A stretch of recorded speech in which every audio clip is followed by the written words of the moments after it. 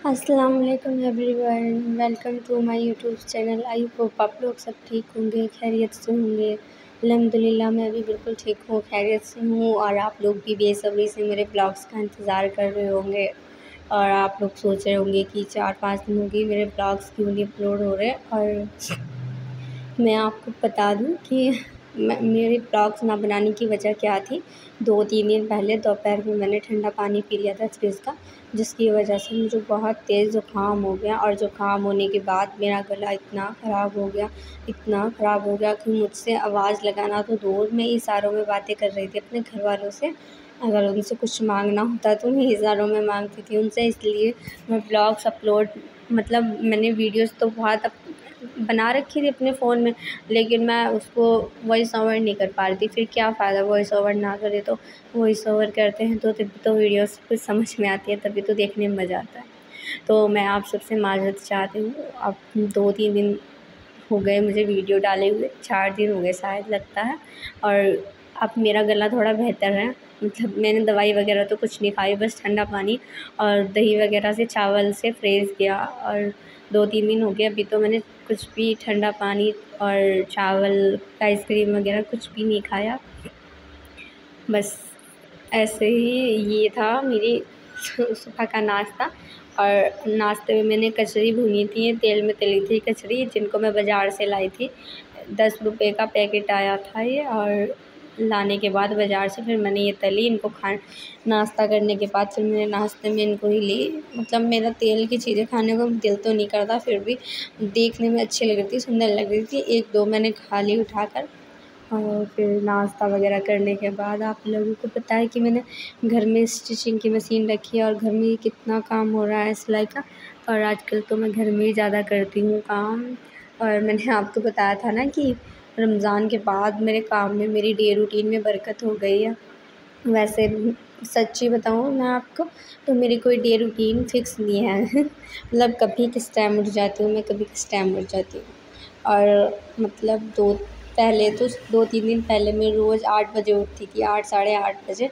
और क्योंकि रात में देर से सोती थी और मतलब पूरा दिन काम में रहता था ना, तो इसलिए रात को देर से सोती थी और सुबह भी देर से ही उठती थी मैं, 8 बजे।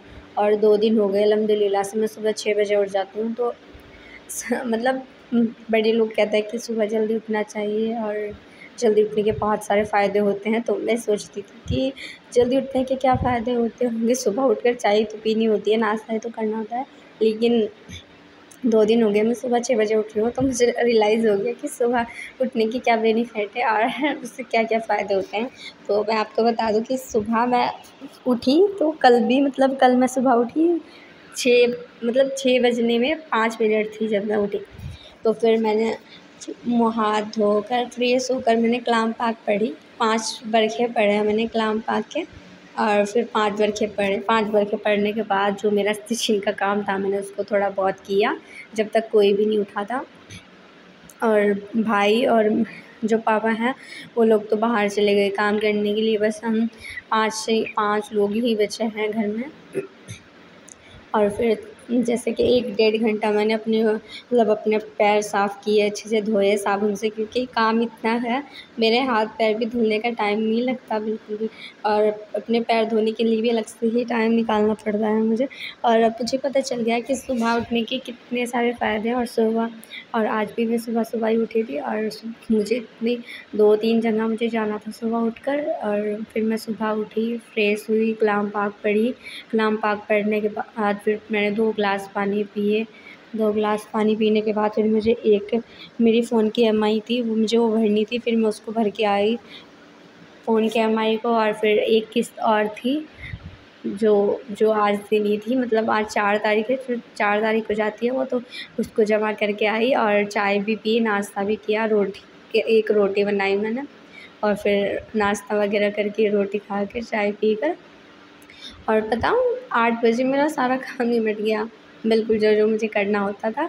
और अब 8:30 बज रहे हैं और अब मैं सब अपने काम फटाफट करके शॉप पर आ गई हूँ यहाँ। अब शॉप पर आ गई थी फिर मैं, मुझे रियलाइज़ हो गया कि सुबह उठने के वाक़ई बड़े बड़े आदमी जो कहते थे ना, बड़े बुज़ुर्ग आदमी जो कहते थे कि सुबह जल्दी उठना चाहिए और जल्दी उठने के बहुत फ़ायदे हैं, अब मुझे पता लग गया। क्योंकि जो काम हम करते नहीं ना, तो उसका हमें पता ही नहीं लगता कि फ़ायदा है नुकसान है। बस ज़ाहिर है काम को करना चाहिए, तभी तो पता चलेगा कि फ़ायदा है नुकसान है। और ये शायद कल के क्लिप्स हैं, ये मैं बना रही थी करेले, और जो कि मेरे फ़ेवरेट है और बहुत सारी लेडीज़ की ये फ़ेवरेट होते हैं, मुझे बहुत पसंद है और इनको मैं बहुत शौक़ से बनाती हूँ फ्राई करके। इनको पहले मैंने काट लिया था छोटा-छोटा, फिर धोने के बाद इनको मैंने धूप में सुखाया, और धूप में सुखाया मैंने कम से कम 4 घंटे इनको धूप में सुखाया। मुझे लगा कि धूप में सुखाने से कड़वाहट कम हो जाएगा।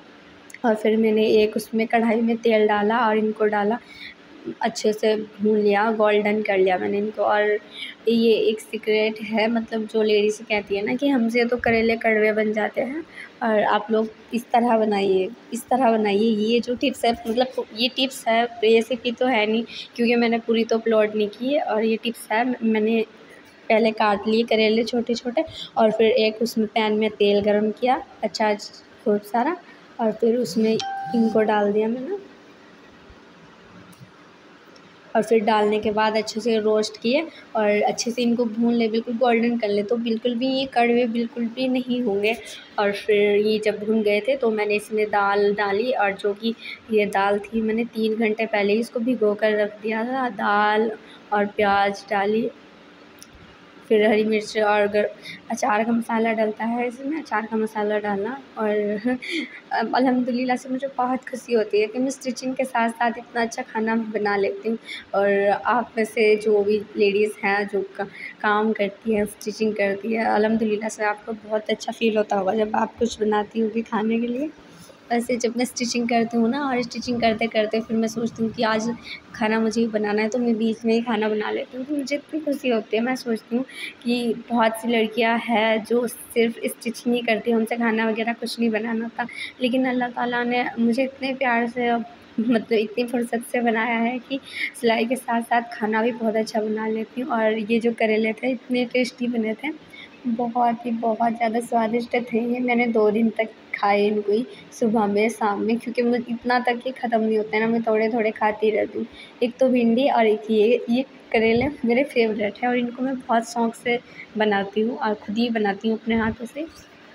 और फिर बहन आई थी रात को काम से, तो वो बोल रही थी कि मतलब करेले बहुत टेस्टी बन रहे थे, बहुत अच्छे। और ऐसा फ़ील कर रहा था कि मतलब वो वैसे कम खाना खाती थी, लेकिन वो कह रही थी कि ऐसा मन कर रहा था कि 4-5 रोटियाँ खा जाऊँ मैं, लेकिन पेट में जगह नहीं थी इतनी। और अच्छा खासा सामान भी मैंने डाल रखा था, दाल डाल रखी थी इसमें ज़्यादा, और भिगो कर रखी थी ना मैंने दाल, तो भिगोने के बाद तो इतना अच्छा, उसमें आपको क्या बताऊँ।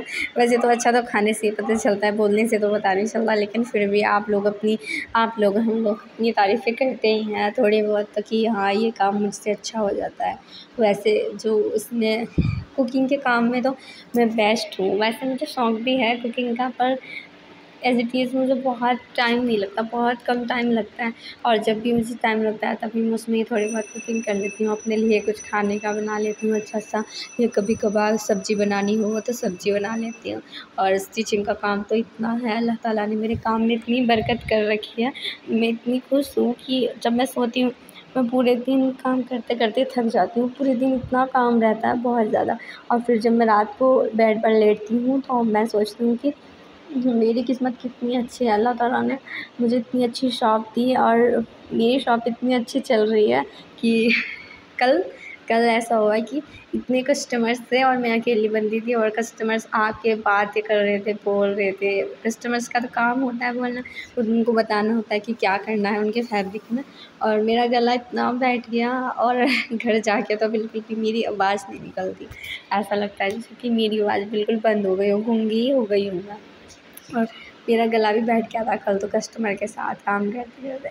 मैं अल्लाह का बहुत शुक्र अदा करती हूँ, बहुत ज़्यादा। और अल्लाह ताला से हम सबका काम ऐसा ही चल रहा है। हम सबको हमारा जो काम है उसमें बरकत करे, और हमारी कमाई में अल्लाह ताला बरकत करे।